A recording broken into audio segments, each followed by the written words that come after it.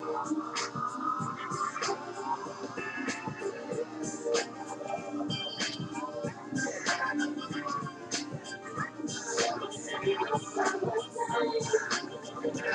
the unofficial start of summer. Welcome back to the World Record Show, World Record Network.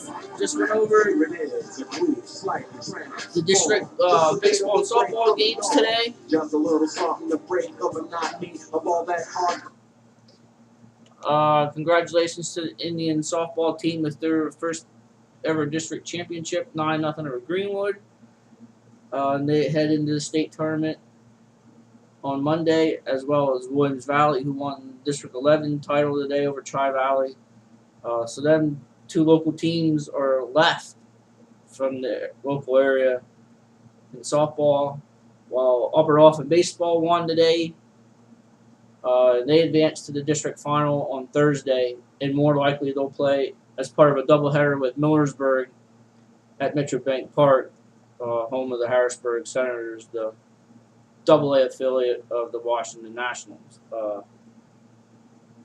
Lime Mountain lost 3-0 to Troy, and tomorrow Tri-Valley, the other local team, they will play up at Coca-Cola Park, home of the Iron Pigs, the AAA affiliate of the Phillies. They will play Pius X tomorrow, and that's the District 11 final. So a couple local teams still left in baseball, so area teams have done very well, baseball and softball so far, and looks like that's going to continue into the state tournament. Now, there's a lot of you, I know some of you like college softball, and they start the College World Series on Thursday, and here are your teams, and that starts Thursday at noon with number 1 Florida. Again, they are the defending national champs. They will play Tennessee. 4-seed Auburn will take on 5-seed LSU. Number 3 Michigan out of the Big Ten will take on Alabama, the 6th, and number 2 Oregon against 7-seed UCLA. And you take notice, 5 of the 8 teams are from the SEC, so not only do they dominate football, they dominate softball as well. Baseball, the 64-team tournament starts this week, and we'll start. I'll give you the teams they are in regional play, and then the winner will go next week to the super regional, and that's how they do that for college softball as well. We'll start the UCLA bracket. The number 1, whoever the number 1 are, that's where the regional will be. So this one will be in LA. UCLA, they are number 1. They will face number 4 Cal Bakersfield. 3-seed Maryland, who snuck in by making a deep run into the Big Ten championship game. They will take on number 2 Ole Miss. In the UC Santa Barbara bracket, number 1 UC Santa Barbara, they'll take on San Diego State. Number 3 Virginia, they will take on number 2 USC. In the Oklahoma State bracket, number 1 Oklahoma State against St. John's. Number 3 Oral Roberts against number 2 Arkansas. In the Missouri State bracket, Missouri State number 1 against number 4 Canisius, and then number 3 Oregon against number 2 Iowa. In the U bracket, Miami, Florida number 1 against number 4 Florida International. Number 3 Columbia against number 2 East Carolina. In the Dallas Baptist region, Dallas Baptist, they are in the top 10 in the country, no joke. They are a legit D1 school. They take on number 4 VCU. And then Texas, who they needed to win the Big 12 championship. They did. They are number 3 against number 2 Oregon State. That's the Dallas bracket. The Florida State bracket, number 1 Florida State against number 4 Mercer. Number 3 Auburn against number 2 College of Charleston. And then the Florida bracket, Florida number 1 against number 4 Florida A&M. and then number 3 South Florida against number 2 Florida Atlantic. Then on the right side, the LSU bracket, the number 1 team in the country, LSU, they will take on number 4 Lehigh, and then number 3 Tulane against number 2 UNC Wilmington. The Houston bracket, Houston will take on Houston Baptist. That's no joke. They're legit. Houston Baptist number 4. Number 3 Louisiana Lafayette against number 2 Rice. The Texas A&M bracket, number 1 Texas A&M against number 4 Texas Southern, and then number 3 Cal against number 2 Coastal Carolina. TCU bracket, it'll be number 1 TCU against Sacred Heart, number 4, and then number 3 Stony Brook against number 2 NC State. Number 1 in the Illinois Champaign, Illinois bracket, Illinois number 1 against number 4 Ohio, and then Wright State 3 seed against number 2 Notre Dame. In the Vanderbilt bracket, Vanderbilt number 1 against number 4 Lipscomb, Indiana the 3 seed against number 2 Radford. In the Cal State Fullerton bracket, number 1 Cal State Fullerton against number 4 Pepperdine, number 3 Clemson against number 2 Arizona State. And then the Louisville bracket, Louisville number 1 against Morehead State, number 4 Michigan, the number 3 seed against number 2 Bradley. So there you have it. And then we'll close it out with this controversy now in the NBA as to whether Al Horford should have been tossed. I saw the highlights of it yesterday. And I saw another angle today. Somebody had it, that was posted on YouTube. And I still stand behind it. The ref. Now, if they didn't want to suspend him, I have no problem. But he should have been thrown out because it looked like he threw an elbow like a WWE guy coming off the top rope.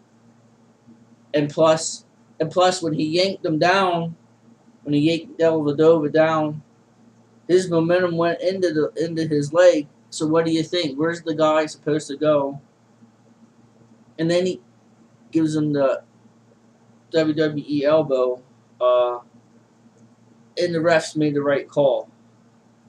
Now, Dellavedova has been accused of causing Kyle Korver's ankle injury. I did not see it, so I can't comment and say whether or not Dellavedova is a dirty player. But on that particular play with Al Horford, he did nothing wrong. Horford should have been tossed. That was the right call. And right now, after the score I saw, it's a good thing because if the Hawks were to go into if they were somehow, they would get blown out by Golden State or Houston, so they'd probably get swept in the final. So it's a good thing they're getting swept now.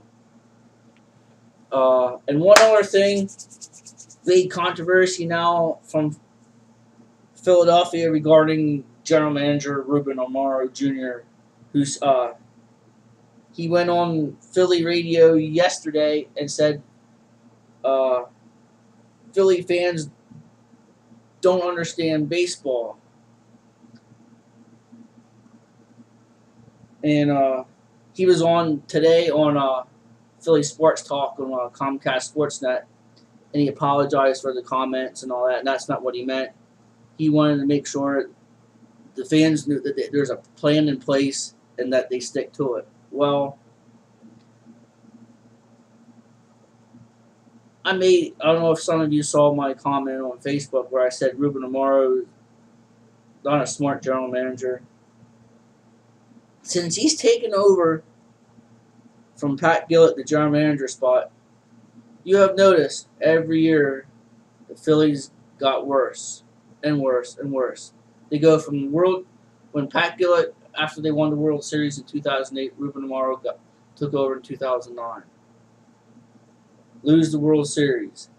2010, lose in the NLCS to the Giants. 2011, Ryan Howard makes the last out, tears his Achilles. And then from 2012 you see the Phillies last place in the division last year. And now you're seeing second point that I have, the two moves well, actually not the two moves, the two trades for Cliff Lee that he made, thus depleting the Philly farm system. If he were to re-sign Cliff Lee when they picked him up off the free agency in 2009, after the 2009 season, if they would have signed him, I think right now the Phillies would be in great shape. Their farm system not depleted.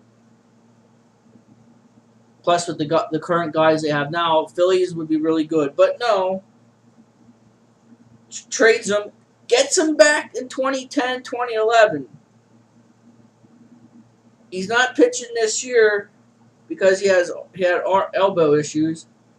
So you don't know if he's going to pitch this year or if he's done permanently. Trades for him twice. And you see Phillies last couple years, nothing in the farm system.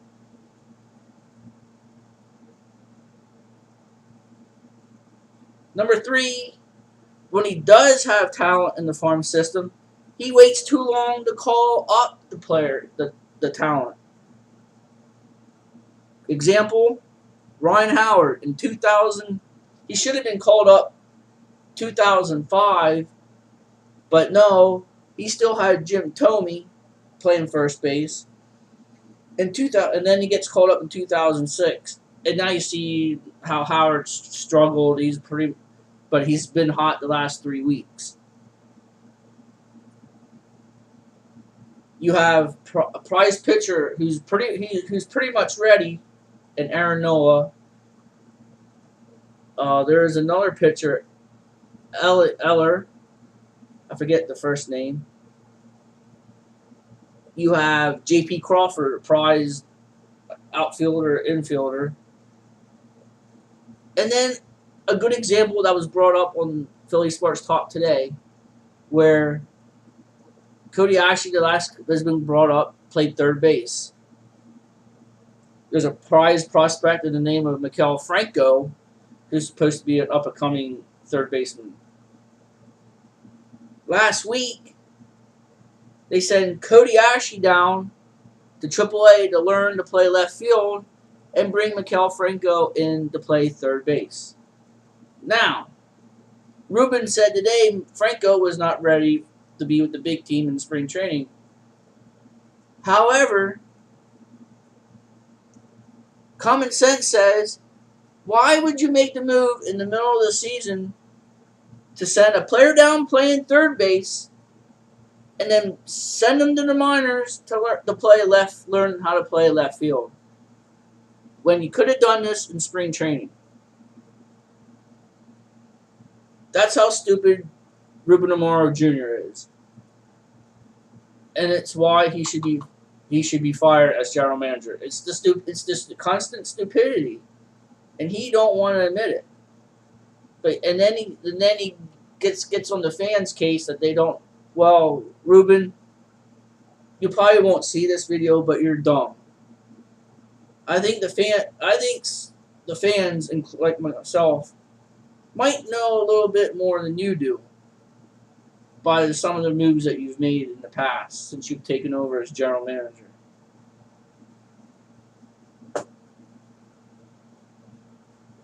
So there you have it. Thank you for watching and listening. We'll try and do a video Thursday night after all the baseball game, the district final, that I will not get to see because of a commitment. The guy, he contacted me at the right time. He's pretty lucky. So once I find the time and stuff, I will let you know. For Millersburg and Upper Dauphin, I believe I just got a text.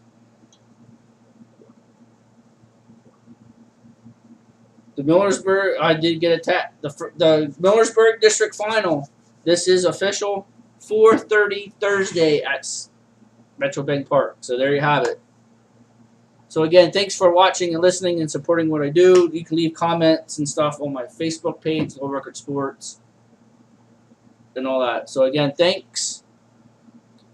And we'll talk to you Thursday night. This is the Low Record Show.